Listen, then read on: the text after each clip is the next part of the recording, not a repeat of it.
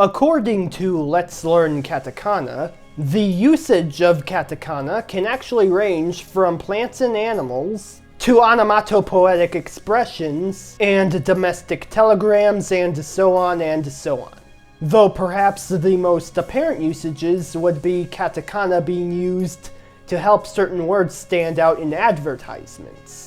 This seems to be the case because katakana is a lot more simpler to write than kanji, and because it's less familiar than both hiragana and kanji, that it would stand out a lot more in advertisements due to using words that aren't familiar in the Nihongo language.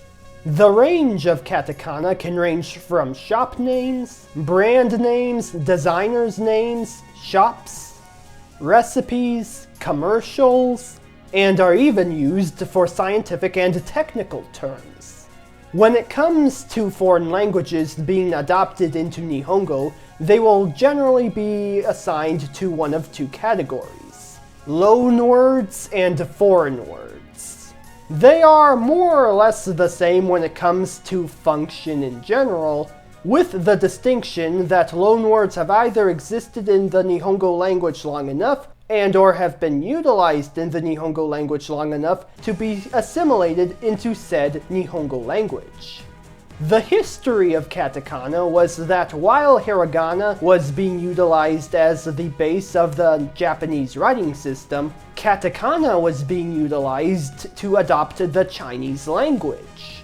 That's because when Nihongo was developing in its early stages, kanji and hiragana existed, but there didn't yet exist a means of pronouncing the more complicated Chinese characters. That's where katakana was introduced to help out with foreign words. Later on, of course, katakana was adopted to handle many other languages that weren't just Chinese.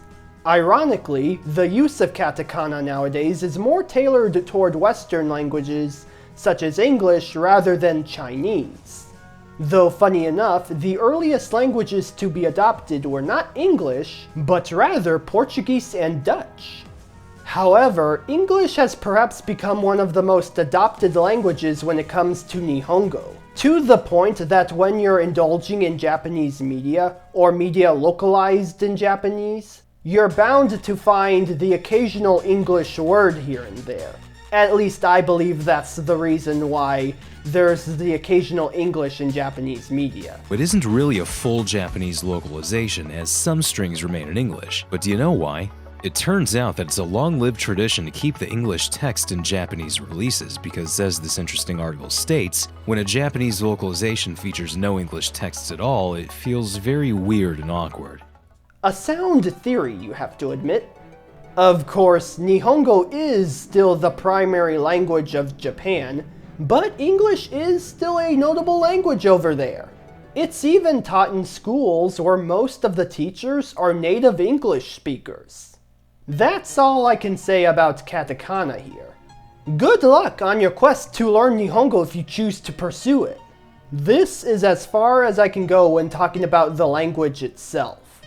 There's more to the whole language, of course, but I'd recommend learning from someone with more experience than me to do the language full justice. With all of that said, again, good luck, and I'll see you next time with something else. Have a good day, and bye!